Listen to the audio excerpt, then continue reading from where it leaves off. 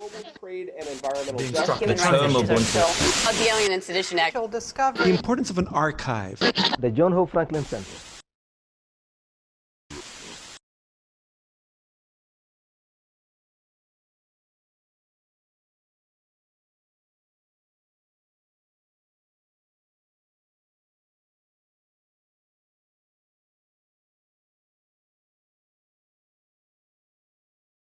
Hello, everyone. Wanted to thank you all for being here with us today. My name is Ryan Williams. I'm a senior at Duke University majoring in political science, planning on graduating this year. I'm going to briefly introduce the series here at the John Hope Franklin Center, and we're going to get started with today's event. Inspired by Dr. John Hope Franklin's legacy, the John Hope Franklin Center and the Duke Center for International and Global Studies is committed to addressing one of the most pressing social and political problems of our time: ongoing structural racism against people of African descent and issues of racial inequality. Dr. John Hope Franklin's father, Buck Franklin, was a lawyer who defended the survivors of the 1921 Greenwood Massacre in Tulsa, Oklahoma. His pioneering work as a historian helped create nearly erased personal narratives of the experience of enslavement and in bondage in works like Runaway Slaves, Rebels on the Plantation, published in 1999. Facing discrimination in his own work, his numerous academic writings strove to weave the Black experience into the history of the United States, insisting that Black history is American history. From his Freedom Negro of North Carolina, published in 1943, to his autobiography, Mirror to America, published in 2005. As a social scientist, his work on the unconstitutionality of racial segregation and Brown versus Board of Education helped challenge the Jim Crow premise of separate but equal in the American educational system, despite the ongoing problems of racial inequalities in schools. He was truly a global citizen, traveling in the State Department delegation to celebrate the independence of Nigeria in 1960, visiting professor at Cambridge University in 1962, 1963, filming A Journey Toward Peace with Bishop Desmond Tutu on Goree Island, the former slave trading center in Senegal, among many international engagements. The John Hope Franklin Center and the Wednesdays at the Center series have been built on this legacy. Duke University itself is rooted in a long history of racial inequality, only beginning the process of desegregating its undergraduate population in 1963, and counting a former slave owner as one of its first presidents. We seek to renew our commitment to dismantling bias and challenging its premises by facing this history and changing its course. We answer the call by the current Duke president and provost to build a more inclusive and equal institution via research and action. The Wednesdays at the Center and the John Hope Franklin Center and the International Area Study Centers and the Duke University Center for Undergraduate and Global Studies have worked in the past to address issues of racism, inequality, and marginalization both globally and locally. This year, we will be intensifying our focus on anti-racism under the rubric. And I'm now going to pass it on to John Gartell to kick us off. Good afternoon, everyone. My name is John Gartrell, and I serve as the director for the John Hope Franklin Research Center of African American History and Culture, and the David M. Rubenstein Rare Book and Manuscript Library here at Duke. The John Hope Franklin Research Center is one of the premier collecting areas of the Rubenstein Rare Book and Manuscript Library. In our special collections and archives, we collect a host of materials. And I want to share my screen to give you a sense of what our collections actually entail. So here you see our homepage for the Franklin Research Center. The center itself was actually founded in 1995 after Dr. Franklin donated his materials to Duke University libraries. Dr. Franklin actually arrived at Duke in 1980 as a full-time faculty member. However, his relationship with Duke stretched all the way back to the 1930s when he was researching his dissertation, which would ultimately become his first book, The Free Negro in North Carolina. Duke was, at the time, of course, segregated. No African Americans were allowed on campus outside of staff. So there were no students, no faculty. However, as a scholar, Dr. Franklin was welcomed into the libraries to research many manuscript collections there. And so Duke held a special place for him as his career progressed, and eventually he returned back to North Carolina after being a professor at Howard University, Brooklyn College, and the University of Chicago in 1980. And when he arrived, the head of special collections at the time reached out to him and asked him about his papers. Some 15 years later, he donated those materials to what was then the Rare Book and Special Collection Library, but now the David and Rubenstein Library. So our mission here at the Franklin Research Center is to collect, preserve, and promote the use of published and unpublished primary sources for the exploration, understanding, and advancement of scholarship of the history and culture of Africa and people of the African diaspora in the Americas. And a part of that great legacy is the actual holdings of Dr. Franklin's papers. The collection was fully processed in 2012, actually right before my arrival at the Duke. And you can access the guide to that collection here. You'll see that there's a number of series related to his work in academia, his correspondence with both professional and personal correspondences, his engagements, his honors and awards, his personal and family materials, and then all of the research files and writings that Dr. Franklin endeavored upon. He's noted for publishing at least a dozen books and dozens more articles in scholarly publications. However, I would say that one of his greatest impacts was his activism and scholarship and the marrying of the two.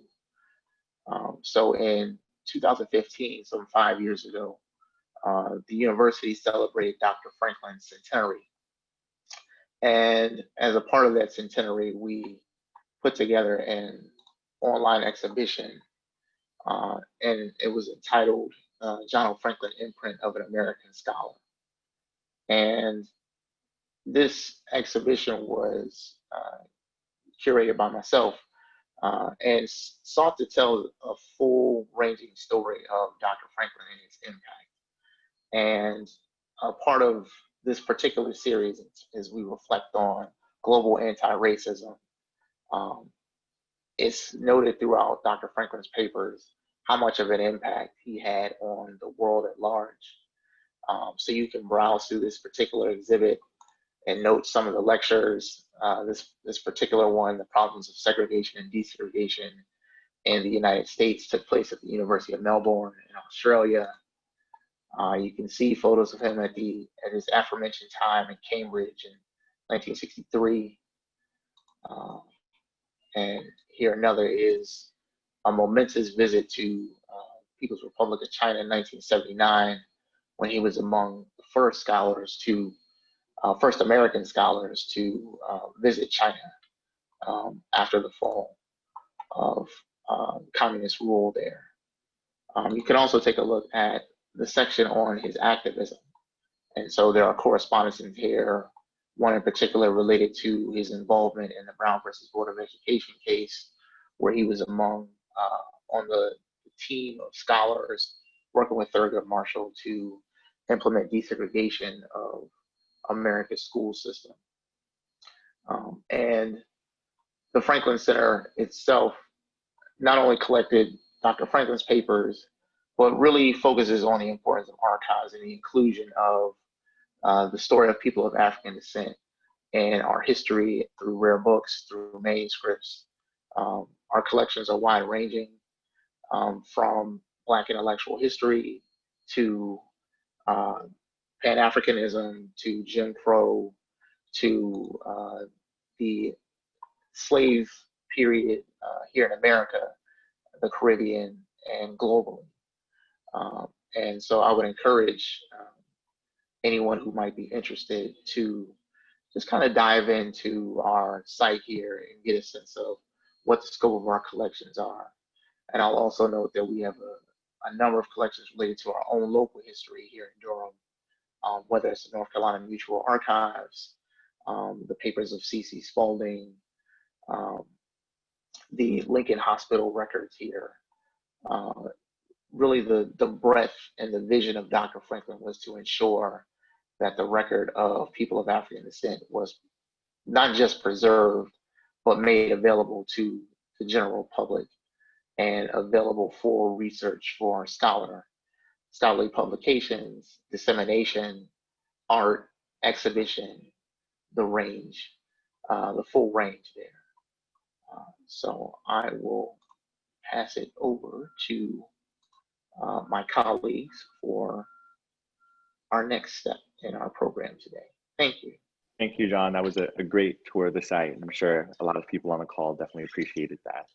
So like I said earlier, my name is Ryan Williams. I'm a student here at Duke, graduating with the class of 2021. And I wanted to provide a little bit more of the student perspective on how John Hope Franklin's legacy has impacted us today. So like I said, I came to Duke in 2017, but when I came to this university, it was still pretty radical to say the phrase Black Lives Matter. I remember my first week on campus, the KKK threatened to march through downtown Durham. The university removed the statue of the bust of Robert E. Lee. A lot of these conversations and the experiences of which John Hope Franklin talks about in his writings were very, very raw and very real to me as a student on campus. So over my time at Duke in the 3.5 or so years I've been here, I've really taken full advantage of the opportunities before me to reflect on the legacies of the African-American person, the African-American man in North Carolina. I have family roots that go very deep here. And I've written about that a little bit in my time at the Duke Chronicle and my time with the editorial board. And I think there are three things that we can draw from my experience that I wanted to share with you all. The first being that Duke just still has a lot of work to do. And my time here in 3 years, Duke has made a lot of leaps and bounds and changes in pushing towards racial equality, but I believe there's a lot of ways the university has even fallen short with the reduction in the percentage of Black students as a proportion of class size for undergraduates since my year. Just one example. I think as a university, not just as students, as faculty, as staff, and as administrators, but as a unified body, Duke can do a lot better to promote, the equality and the anti-racism that, honestly, still plagues part of the university today. The second thing I want to leave you all with is that the burden is shifting, to be quite frank.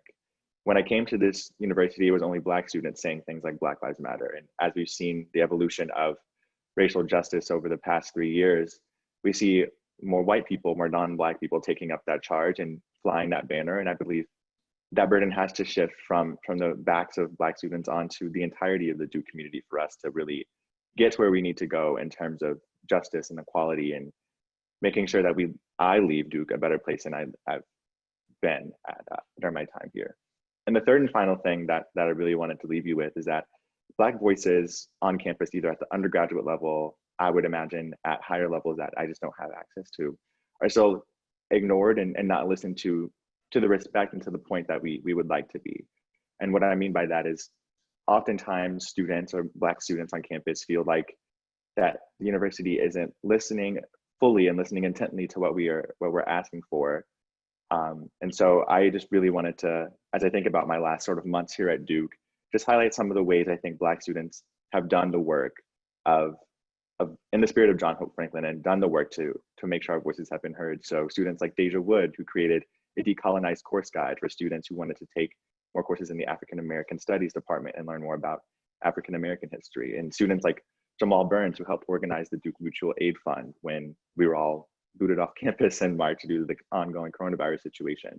That really uplifted students of color and lower income students who frankly just didn't have the money to fly home at the drop of a hat. So the final thing I'll say is that a lot of work on the undergraduate level happens in a variety of areas. I focus on the Chronicle.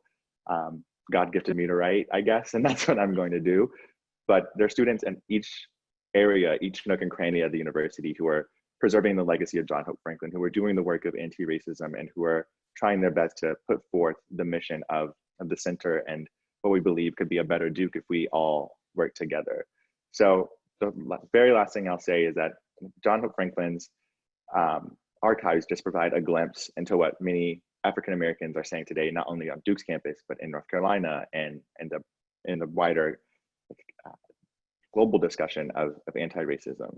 So please explore the site and the center to understand more of what's provided the foundation for Black Lives Matter movements, for a lot of these like local campus movements that we're seeing that are pushing for change and pushing activism on Duke's campus.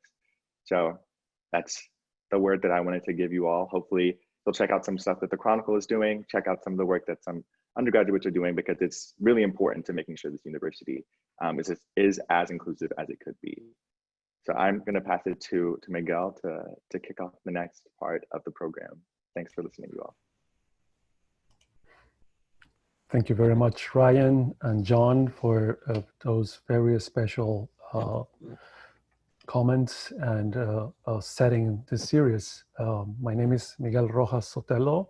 I came to work at Duke University 10 years ago, but as a graduate student, while writing my dissertation, I had the opportunity to visit the Johan Franklin Center for International Comparative Studies, as it was called before. Once, while wandering in one of the corridors of the building, I had the chance to run into Dr. Franklin himself. I recognized him because I had attended one of his last lectures at Duke, which we will be rebroadcasting for this series. The one that talked about his latest book, Mirror to America. A tall, elegant man with a great smile asked me, what brings you to Duke, young man? I was about to give a talk at this very space, the Wednesdays at the Centers, on my work titled The Other Network, the Havana Biennale and the Emergency of the Global Artist, which actually happened a month after the passing of Dr. Franklin in March 2009. At the time, I had a vague notion of who Dr. Franklin was. As a man who was born abroad, I didn't have the historical context and particular experience he had. However, by arriving in this country in 2001, just a month before 9/11, I faced soon discrimination due to my appearance and skin color. In Colombia, I was a regular man. Here, I was suddenly a racialized one. Working on issues of representation of the peoples of the South, I found Dr. Franklin's work very powerful, especially when facing the task of rewriting history, the one that is written with capital H. Since I was living in Durham, I also got the call of the local issues taking place here at the time. Durham, a former Black Wall Street, which disappeared due to urban renewal back in the late 1950s and 60s, was again under siege by the forces of gentrification. In the middle of all was the social and cultural transformation happening due to migration from countries of the South. I did not understand at first the first two. I didn't understand what the Black Wall Street and gentrification mean. For me, it seems that Walter Benjamin's rhetoric image of the storm of progress just keep pushing us blind into an uncertain future. Tensions between Black and Latino communities were happening. And I started to work on this divide on the side of my migrant brothers and sisters, stressing their own struggles of racialization, exploitation, and invisibility. Soon I realized that the Durham School District listed almost a dozen non-Spanish language spoken by families, while labeling all Hispanic or Latino. I found too that the largest indigenous Otomi population outside of Oaxaca, Mexico, was living here in Durham. Also, I found out that for the past 3.5 decades, a large population of Maya indigenous from Guatemala were living and working in Morgantown, North Carolina, in meat packing plants. On top of the many indigenous subjects working as migrant labor in the agricultural fields of the state, without recognizing too that some remnants of the great Cherokee were still living in the eastern mountains of the state, and that this land is also indigenous land. Dr. John Hope Franklin's legacy lives in our work. John Hope Franklin was aware of his racial origins. I had called him a biracial man, and I found some resistance to that epithet. But yes, He had to live, he had to understand and to react to structural racism in a divided society, both as an African-American person and as a person of indigenous descent. Buck Colbert Franklin, Dr. Franklin's father, was born in the Chickasaw Nation in Western Territory, in the Indian Territory today, Oklahoma, of an African-American and Choctaw ancestry. Buck Colbert will become one of the first lawyers of color in Oklahoma, maybe as an extension of the long tradition of his people, the Choctaw, that were able to craft and negotiate many treaties by learning the ways of the white to avoid total extermination. They didn't avoid total deterritorialization after the Indian Wars back in the 1830s. As a scholar, Dr. Franklin, as a historian, produced work that enabled marginalized voices to be heard. You know, his famous Slavery to Freedom or Racial Equality in America, which are the basis of a new social and academic contract today. As a social scientist, his impact on equality was paramount, thanks to his work on the unconstitutionality of racial segregation in schools, in the famous Brown versus Board of Education, with all its shortcomings and the direct and open attack even today and from the state is paramount. As a teacher, he helps educate a new generation of scholars, historians, facing the hard task to rewrite the one written before them. In all that, we see John Hope Franklin as an activist, rooted deeply in contextual issues, growing in Oklahoma, in Tulsa, living and working in Chicago and in Durham, speaking from and about the US South, from the US, but to the world, as John has put it. He is definitely a global, truly global citizen. That makes him also a world scholar and activist that has worked on intercultural dialogues across continents. I have to say, thanks to several of you, faculty, students, and staff that have been part of these preliminary conversations that help collectively craft the concept statement that Ryan read at the beginning, which became a force for all of us at the Franklin Center and the international area units at Duke University to develop what we are titling today, John Hope Franklin, Global Anti-Racism, Histories of Action. I want to say thanks to Professors Karen Shapiro and Maria Macalu, Luis Mentillas, Catherine Atmai, Tzitzchi Yaji, John Cartrell, Ellen McCartney, Giovanni Senalda, and to my friends, Alex Nickley, Brian Williams, Gianluca Corinalladesi, Amanda Frederick, among others, for your work putting this series together. It all started with a Zoom meeting like this, when we were commenting the important work done in the June 16 Living While Back event. We all agree that higher education is part of the problem and that we have to ask what is going to be our work and action. We have to renew our commitment of shaping our work away from the reproduction of an extractive industry, as higher education sometimes is, that legitimizes global and structural inequalities based on race, gender, and class. Duke University is located in North Carolina. Some considers it part of the South of the United States, and as such has reproduced many of the ills of racial oppression and structural racism embodied within, without fully understanding them. In 2013, while being part of one of the first Duke Immerse programs, along with Professors Robin Kirk and Bob Cornstead, that we title, or we call it, Indigenous Rights in the Americas, we all work for the final project with our students. The idea was to create a timeline of Indigenous presence at Duke, like the one that John showed us about Dr. Franklin. Our students interview the few Native American students they found, just a handful of them, and did archival research at the university archives. And after weeks of hard work, there were some very interesting findings.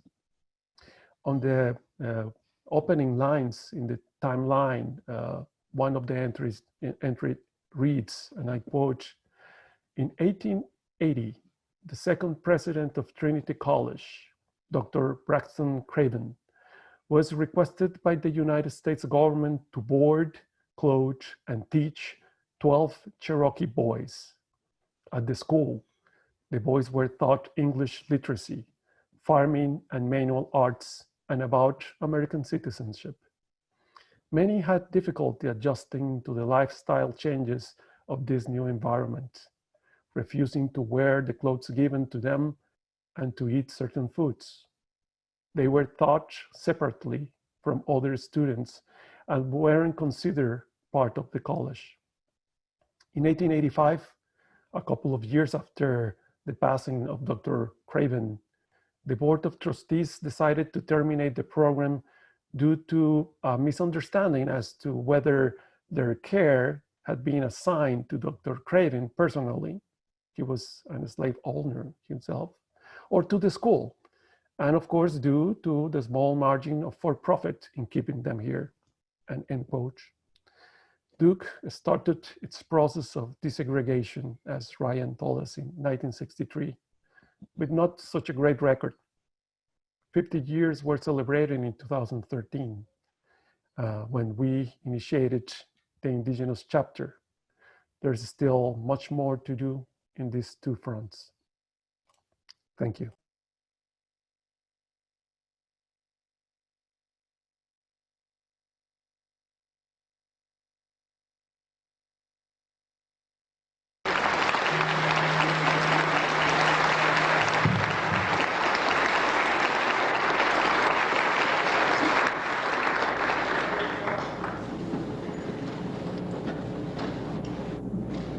In the interest of time, I think that I will merely suggest that you remember the masterful way in which Dr. McCutcheon extended greetings to various parts of the audience.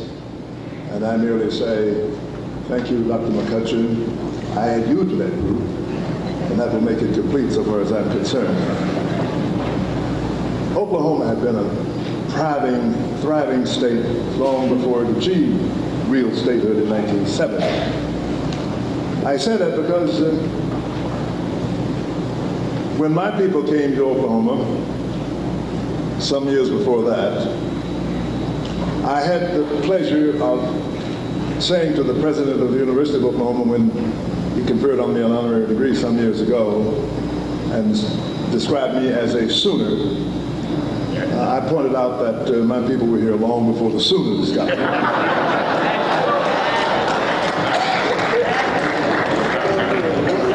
They came in 1834 when Andrew Jackson drove the Indians and their compatriots out of Mississippi and Alabama and Louisiana and sent them across the Mississippi River into the area known as the Choctaw Nation and the Indian Territory.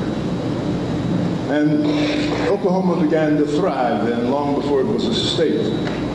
Indeed, it was doing so well that, as far as my own family was concerned, my father, born in the Choctaw Nation in 1879, had gone to the Dawes Academy and then went away to college in Tennessee.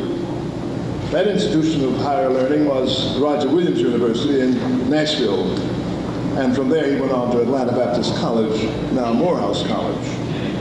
Upon returning to his native territory, he was one of the many so-called freedmen who objected strenuously to the harsh, unequivocal racial segregation provisions in the state constitution of 1907. Once the state was established, subsequent laws designed to perfect the system of total segregation were enacted by the state legislature.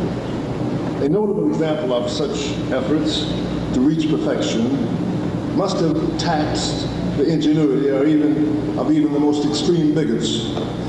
And the one that reached the highest or the lowest point, depending upon your own perspective, was a law that required separate telephone booths for white and black users. By the time that my father completed his formal education, he returned to Oklahoma, settled in the formal study of law through correspondence courses, and had returned east to marry his college sweetheart, Molly Lee Parker from West Tennessee. They then settled in Ardmore, where he began the practice of law, having passed the Oklahoma Bar examination in 1980. His wife, an astonishingly gifted person, worked as a milliner and seamstress until she found employment as an elementary school teacher. With two children already in tow, Mosella and BC Jr., they decided to cast their lot with the all-black, unincorporated town of Rennesville, Oklahoma, situated in McIntosh County, about 70 miles south of Tulsa. It soon became apparent that Rennesville provided few opportunities that they diligently sought. The high school was so weak that they bundled off their two older children to boarding school in Tennessee. And by that time, two younger children had been born in Rennesville, Aunt Harriet and myself. The two of us had no serious objections to the tiny community. There seemed to be sufficient play and playmates for the two of us. And school was surely exciting, especially since sitting in the back of my mother's schoolroom, I learned to read and write when I was 3 years old. You see, there are some advantages of not having a daycare center in the community. But the good life had its limits, for there was not much light after sunset. And the well water, although helpful and tasty, was hard for a 5- and 6-year-old to pull up from what seemed to be a bottomless pit, which was a well. But that would soon end. My parents finally concluded that the village, even with its attractions, was not a viable place either for us to make a living or for them to raise a family. Consequently, my father would move to the fabled city of Tulsa as soon as possible, and he would have us join us there shortly thereafter. In a matter of weeks, he had established himself in Tulsa. His law practice grew rapidly, and he seemed to fill several voids in leadership that the black community needed. He would, indeed, be able to have us join him within a matter of months, then weeks, then days. Soon, in early June 1921, we would be on our way to T-Town. I was 6 years old, but I can remember it as though it were yesterday. We looked forward to that day in early June when we would make our move from Rennesville to Tulsa. My father's practice was by that time so lucrative that he was able to find a place for us to live. And as soon as we were out of school, and as soon as my mother had concluded her duties as a teacher, we were out of there and on our way to the big city. We packed our things to be ready for my father to come to get us. We waited and we waited. And there was no word. Then we waited some more. And there was no word. Then we learned from a news account in the Muskogee Daily Phoenix that was dropped off in Rennesville by the Frisco Railroad that there had been a race ride in Tulsa with an undetermined number of casualties. I knew from my mother's countenance that the news was not good. We waited for what seemed to be an eternity. But later I learned that it was perhaps 6 or 7 or 8 days. And then we got a letter from my father. He said that he was doing all right, that he had survived, that he was not injured in the ride at all, but that he had stepped out to see what was going on, and he was seized and taken into custody. And the home that he secured for us was in ashes. And everything he lost was in that home. Nothing else at all that he had. And he had no idea then when we would be moving. So we slowly unpacked our things and settled down for the long wait. He said he was terribly busy representing clients in lawsuits against the city and against the insurance companies. But he would come as soon as he could. That was another eternity, especially for a 6-year-old longing for his daddy. But time had a way of passing, even for a 6-year-old. And in due course, perhaps a few weeks, my father returned to Rentersville and gave us a first-hand account of the riot. Later he would tell about it in his autobiography, My Life in an Era, in language more vivid than any that I could summon. For anyone who cares to read it, I recommend it highly. He wrote it, I did not. I merely edited it. Still another eternity. Children have a way of enduring an eternity after another, one eternity after another. That eternity was 4.5 years to be exact, and we would then move from Rentersville to Tulsa. If it is impossible to calculate the damage that was done to our family to be kept apart for 4 years instead of 4 months, I think that it would not be possible for me to measure it. For in those 4 years, I was denied the presence, the mentoring, and indeed the discipline that my father could have given me in those critically important years between 6 and 10 years of age. Indeed, for all that time, we had only a single parent, as wonderful as my mother was. And my sister and I were essentially latchkey children who went home from school to an empty house to perform a list of chores that my mother had laid out before she arrived from her school duties. My father came as often as he could, once every month or so, but that was no substitute for the closely knit nuclear family that we all desired. Meanwhile, my father was busy trying to get riot relief for his clients, but that was next to impossible. So far as the records show, no insurance company paid anything to any African American for claims that they submitted. Only whites who owned property in the so-called black section of town received payments from insurance companies for any harm they sustained through fire and water damage during the riot. My father had better luck in his case against the city of Tulsa. The council had passed an ordinance forbidding the construction of buildings that were not fireproof. The ordinance was challenged by one of my father's clients, Joe Locker. When the case reached the Oklahoma Supreme Court, the state's highest judicial body declared the Tulsa ordinance unconstitutional. And black citizens could continue to build, as my father had suggested, with anything that they had, including orange crates. Finally, the time arrived, 4.5 years following the riot, when we were able to move from Rentersville to Tulsa. There we were, facing the fulfillment of a dream that we had harbored for so many years. There we were, a family finally united after an eternity of separation. There we were, at long last in the big city with its gleaming lights, its bustling streets, yes, even its running water that I had never experienced before. What an experience, and what sights. I was especially intrigued by the half-completed buildings, including this one, especially the churches. After 4 years, they had not risen above the basement. Even then, at 10 years of age, I wondered what kind of people would set the torch to a church, and in this case, all the churches in the black part of town. What had happened to Christian brotherhood, or indeed any kind of brotherhood that would inspire such hatred, such animosity among any people? The church we attended, Christ Temple on Franklin Place, conducted all of its activities in the basement. I would not see so many half-completed structures again until I visited London in 1951, 6 years after the end of World War II, and saw how the German blitzkrieg had reduced much of that great city to rubble and ashes.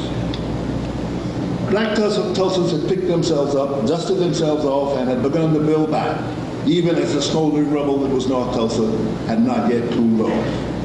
Writing in the Crisis magazine after visiting Tulsa during the meeting of the National Negro Business League in 1925, Dr. W.B. Du Bois described Black Tulsa as a city of grit. He wrote admiringly of Tulsa's African-American community that had made such a miraculous comeback in a short period of 4 years. He merely saw the grit and determination and resolve that had been characteristic of Tulsa's black community from the beginning. And we would see that grit, that resolve, again and again in the years that followed. Well, I lived in a village which had no facilities that you usually associate with youth. There were no parks, no playgrounds. There was no organized recreational life, whatever. There was school, and there was Sunday school, and there were the organizations or the organized activity that my mother made for us, along with other parents, other mothers. There was no library, nothing that could edify a youngster. Nowhere to go, nothing to do. When I was 6 years old, my father, feeling that the Rennesville in which I was born, the village in which I was born, was not viable and would not ever permit him to move to the status that he thought he should move as a lawyer, moved then to Tulsa, Oklahoma, a much larger city, bustling, hustling, growing, and which was very prosperous in the 20s. And he went there, and we were to move at the end of my school year, our school year. My mother was teaching, my sister and I were in school. My older brother and sister were away in private school. And we were all ready to go and to have a new life. And that's when the race ride engulfed Tulsa, and the entire black section of Tulsa was first looted, then burned and bombed. Large numbers of people were dead, were killed. My father was kept in a detention center for several days, and we learned finally that there was a riot in progress, or there had been a riot. And we didn't know for several days whether my father was living or dead. And then we got a message that he was alive and well. But of course, he told us that everything he owned, except the clothes he had on him that night of the riot, had been destroyed. He had no money, no house that he had got for us to live in, not anything. And within a month or 6 weeks, he came to see us. And then we learned all about the riot, and how devastating it was, and that we would have to remain in Rennesville, a village, for another period of time, at that time undetermined. Turned out to be 4 more years, but at the moment we did not know. We just simply hoped. Now that was a period, those 4 years were very important in my own development. And I had no father except that he visited spasmodically. And the responsibility of raising me devolved entirely on my mother. She was equal to the task, I hasten to say. And she taught me so much of what I learned in that period, including how to fish, for example, and inventing games for us. We lived out from the village, and you have no idea how lonely the nights were. There was not much we could do in the evenings because we only had to read. We read by lamplight, and one of the reasons that my eyes were as weak as they are today is that I read too much by lamplight between the ages of 6 and 10. We had no running water, no electricity, no heat except that which we created by burning logs and so forth. We had no coal, for example. And it sounds like a hard childhood. It was a hard childhood. We were essentially latchkey kids, my sister and I. My mother was teaching not in Rennesville, but over what we call the mountains. There weren't mountains, but it was in another section. She went by horse every day. And we were going to the school in Rennesville, And we would get home before she would get home. And we had to do certain duties that we had to perform. We had to get the wood in. We had to clean the chimneys of the lamps with newspaper, keep the soot out of them. We had to wash the dishes if we hadn't washed them earlier in the day, before we went to school. And we had merely to sort of take care of ourselves until my mother arrived home to prepare the evening meal and to see that we got our homework. Were you mischievous? Were you studious? Were you quiet? Well, I was studious, but I was also mischievous. I was probably beyond my class in achievement, and therefore I was to some extent bored by class. That would be true from then on to the time I finished high school.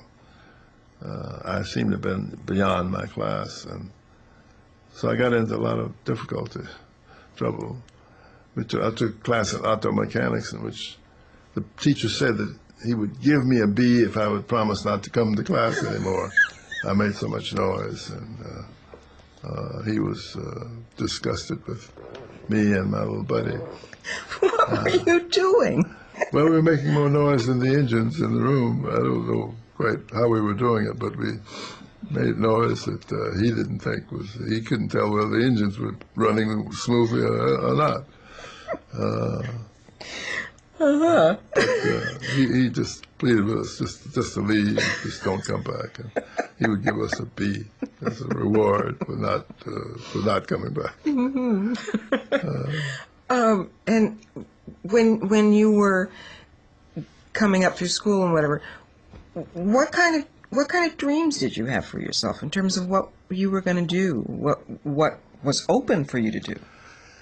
I don't think I had any dreams of what I wanted to do. I don't dream very much about career or anything like that. I never have. I knew that I wanted to be a lawyer, but that was merely to emulate my father. By the time I got in high school and the Depression had hit, and we were even more impoverished than we had ever been, I did not quite understand the Depression. I did not quite understand our poverty, and it was poverty. We had no Christmas at all or anything like that. We had no toys. I never had a bicycle because my people were never able to purchase a bicycle for me, you see. So I concluded that we were in poverty because my father was a poor businessman, and that and my real hope or ambition to go to law school to become a lawyer was to come back and rescue him and give him the opportunity to really practice law without having to fret about business, and I would do the business and I would rake in the money, you see. I did not know that, one, there was a very serious worldwide depression, and unemployment was high everywhere and highest among blacks. Nor did I understand the fact that blacks who were able to have lawyers, many of them, did not trust their lawsuits, their legal problems with African-American lawyers, because African-American lawyers did not enjoy the respect that they were entitled to in the courts. So why you put yourself in jeopardy? You're already in jeopardy if you're in legal trouble. Why you put yourself in more jeopardy, more trouble, by having a lawyer who enjoys no full respect in the courts? You see, and I did not understand that. I just thought my daddy was a good lawyer, but a poor businessman. And then if I went to law school and returned to practice with him, we'd get on Easy Street immediately, we'd become rich.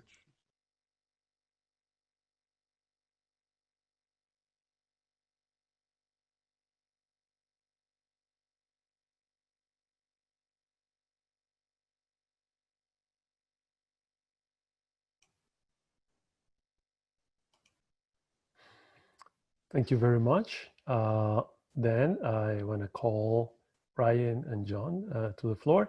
And this is the moment in which we at One Center Center open the floor for your questions, or your comments, your opinions. Remember, this is a friendly lunch series. Without lunch, I'm sorry. I hope you are getting your lunch at home or wherever you are. But a space in which we can reflect on the amazing content that our participants bring. Then here we are. Just to make a comment, the series starts with a number of events that will go and tap on the Wednesdays at the Center archive. Many of important talks have been given through more than 14, 15 years of Wednesdays at the Center, and we'll be going back to them, and we'll have a commentary to bring them to date. These topics have been explored for many of our faculty, visiting scholars, students, and staff. We always have also space for the community at Wednesdays at the Center. Then you will be seeing some of this old coming from the archive live again. But any comment, question? I think Pauline Harris had wanted to say something. Also in the chat.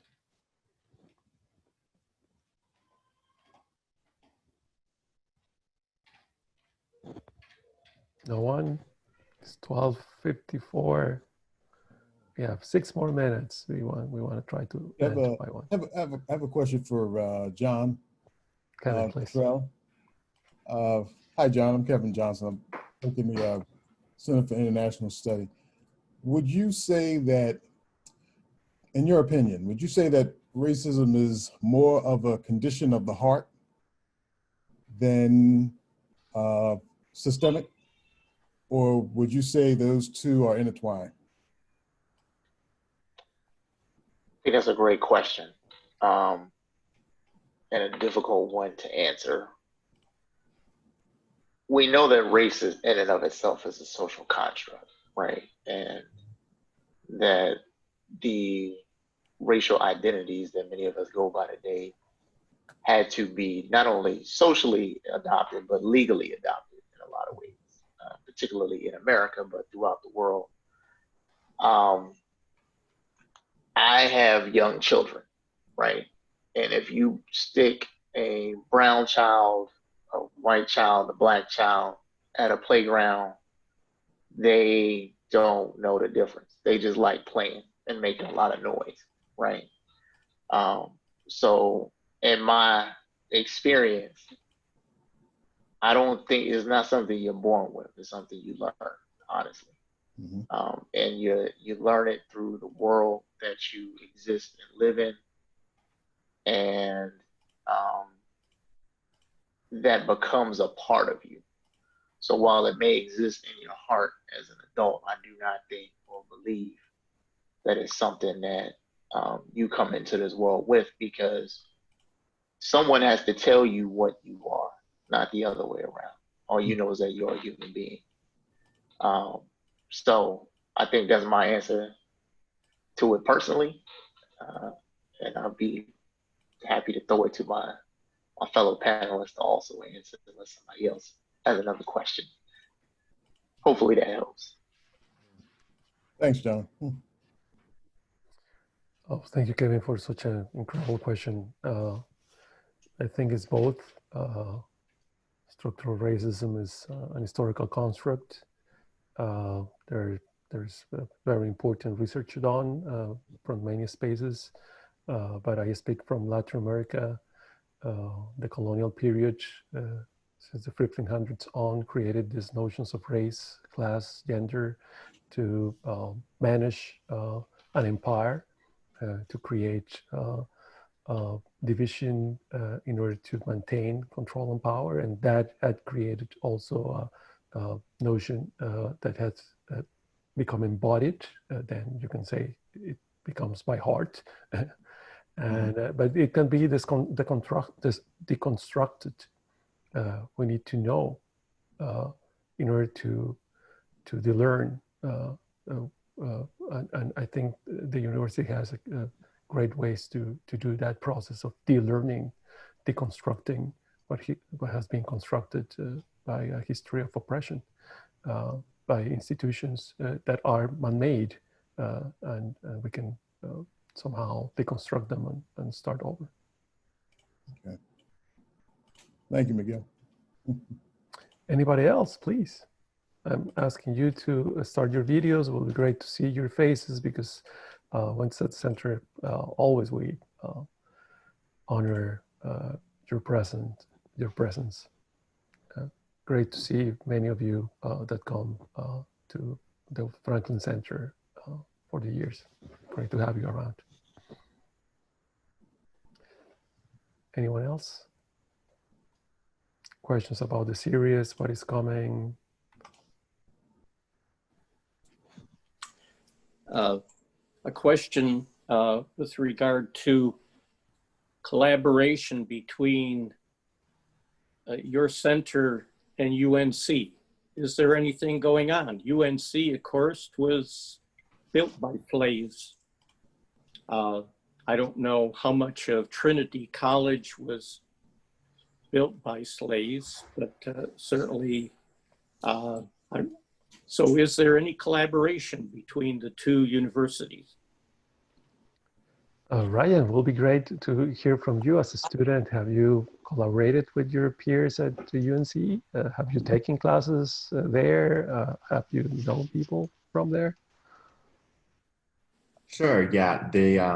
The student newspapers, the Chronicle and the Daily Tar Heel are very collaborative, and we often reach out to one another when we are talking about issues of race on campus. We have not written anything co-currently the past volume, and I think that's something the current editor is looking forward to doing, especially when we talk about COVID and how both Chapel Hill and Durham are being impacted by the decisions of our respective universities. In terms of work at the center, I'm not entirely sure. I'll pass it over to one of my colleagues to be more specific there. But on the student perspective, I know there's a lot of collaboration, at least behind the scenes, and then what gets publicized might be a little bit more narrow, but we are trying our best to work out between the two. And indeed, I mean, we are very well connected, not only through the Robertson's program in which students can take classes back and forth, but through international center units. We have consortia that takes both universities, faculty working in area units. For example, I work for the Duke Center for Latin American Studies, and we have a consortium in Latin American and Caribbean Studies with UNC for more than 20 years. DUCIGS has it too. I mean, we have a consortium working on Middle Eastern studies. We had it for other area units, and there's lots of research going back and forth historically. Just to name one thing, for example, last year, the Duke students were very supportive of what was happening in the UNC campus with the removal of the Silent Sam statue that took years to happen. And a group of Duke students from history department, Jessica Howler, that probably will be in the series soon, writes beautifully about it on how also Duke took steps to rename the Carr building because of its direct connections with racism by Mr. Carl back in the days in Durham. And they use strategies and they work together, they learn from each other, and things happen, things get better. And the libraries, of course, John can tell us, libraries work together. I mean, we can have books back and forth and many other things happening, right? Yeah, that's absolutely true. So there is the Triangle Research Library Network that connects Duke, UNC, NC State, and North Carolina Central universities in terms of sharing collections. So if you are Duke affiliated, you can borrow materials from any of those libraries. I would say on a closer level, more specifically like in the special collections library world, I know that we collaborate quite a bit, or at least have continual conversations with our colleagues over at UNC, especially in the Wilson Library over there, which is their special collections library. So conversations between the various university archivists. My comp over at UNC is the curator of African American manuscripts and the Southern Historical Collections.